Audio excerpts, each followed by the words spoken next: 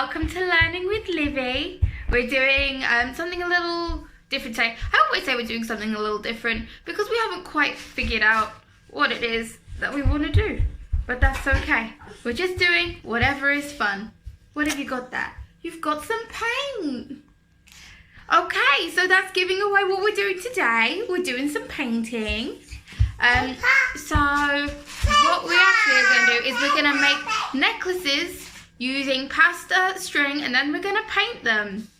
I'll explain more in a voiceover, but basically Olivia's got a 2.5-year review coming up, and one of the activities is being able to thread some pasta onto a string, and so I decided to make it fun, and we're going to make some jewellery. Okay, let's go.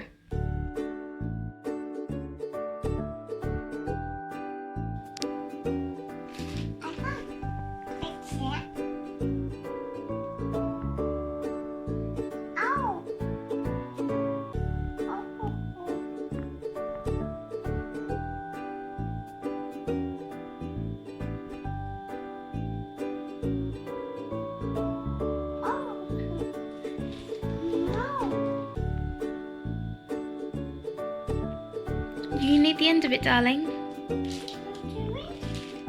No, you have to try.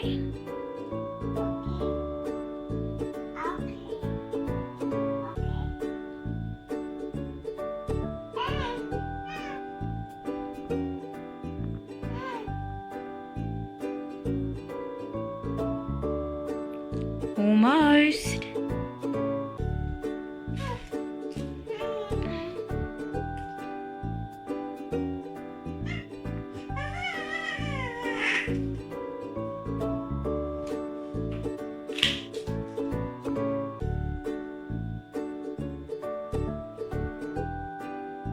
Should we try again? No, I don't like it. You don't like it? Try it. No.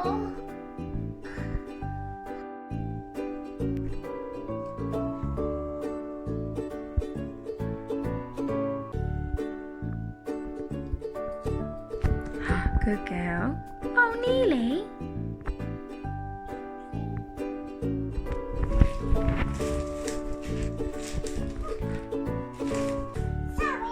It's okay, you don't need to apologise.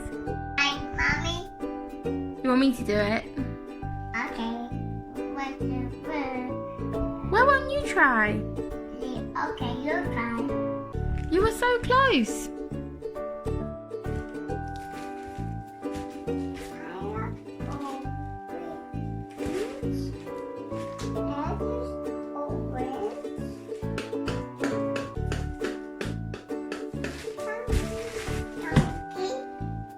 Alright, Olivia. Look. There you go. Ta-da!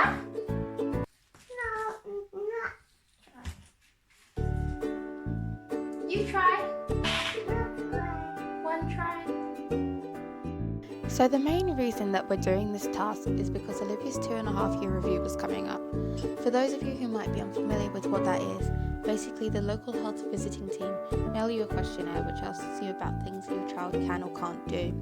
The categories include gross and fine motor skills, speech, and social aspects of your child's development. These give the NHS an idea about your child's growth and development just so they can see how they're progressing. The idea is that if your child is struggling in an area of development, then the NHS can help you catch it and provide support to boost up that particular area. Being able to thread pasta onto a string is part of the fine motor skills section. Other tasks under this area include being able to twist screw lids, flipping switches on and off, and drawing straight lines. In order to test your toddler in these skills, the NHS recommends you attempt only a handful of tasks, placed sporadically throughout the day to avoid making your child cranky or irritable. This is why I attempted to get Olivia to make pasta jewellery, so that the task seemed fun and that she didn't realise I was testing her. I was incredibly impressed by how many times Olivia actually tried to thread the pasta, as usually she's quite stubborn and will only try things once or twice. There were several more attempts that didn't make it into the vlog cut, either because I hadn't filmed them or because it would have made the video too long, which is great for her. I think there were about 10 attempts in total. However, Olivia never managed to succeed the task. This isn't something to worry about though. Since recording this, we have seen the health visitor who assured me that Olivia is well within the expected limits of her fine motor skills. She even excels in some areas, particularly communication and gross motor skills, which isn't surprising. As you can see in the video, I attempted a combination of encouragement and demonstration to help Olivia to make the pasta jewellery. However, she was more interested in painting on the paper. This is almost bittersweet in the sense that at the moment I'm really struggling with Olivia drawing on things that aren't paper. She likes to use her crayons to colour in her baby doll, the floors and the table. Luke and I have been trying to get her to realise that she only draws on paper and that the same goes for painting. So when she didn't want to paint on the pasta, it almost feels like we've been successful in this. However, a few days later she coloured in part of the kitchen floor blue while I had my back turned washing dishes. So I'm not sure whether this is good behaviour or stubbornness in wanting to paint that we can see in this video. Either way, it was better not to push Olivia into succeeding in the task, as that would have defeated the point of the questionnaire. So I opened the paints and we began to create some art because it was more fun anyway. With the art that we made, Olivia did her own pieces, but we also worked together on a few. As part of our collaboration, we used different things to paint for a change. Usually Olivia will use a brush, or if she's feeling up to it then she'll paint with her hands. When we did this particular painting session, Olivia used brushes, a sponge, her hands and even some pasta to try different methods of putting paint on the paper. It was fun to experiment the different ways that the paint looked on the paper, and also her hands, as of course Olivia inevitably ended up painting herself in the process. It's very confusing to do art time with Olivia, as she likes to paint on her own body, but then she also hates being messy and wants me to immediately clean it all off of her hands with wet wipes. I'm not sure what her end goal is with this, but it doesn't really matter, I suppose. It just means that after painting, Olivia usually gets into the bath, which is another kind of play that she enjoys and provides a different form of entertainment. There's not really too much left to say at this point. I spoke about her 2.5-year review, I spoke about painting, and that's kind of it. After this we went to the park and we had a nice day in the sunshine because we've been having a lovely summer here in England this year, which is nice because it means I can get out and do more activities with Olivia. We do have another couple of Kiwi Science crates that I've been saving for a rainy day.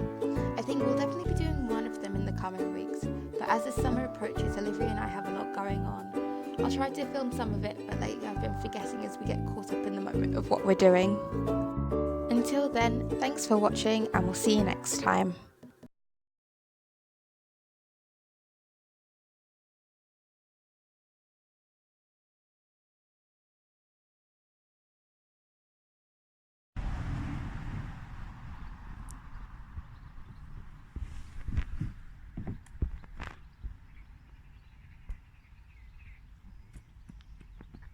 My baby!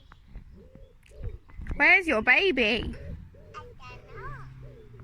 Did you lose your baby? I got him.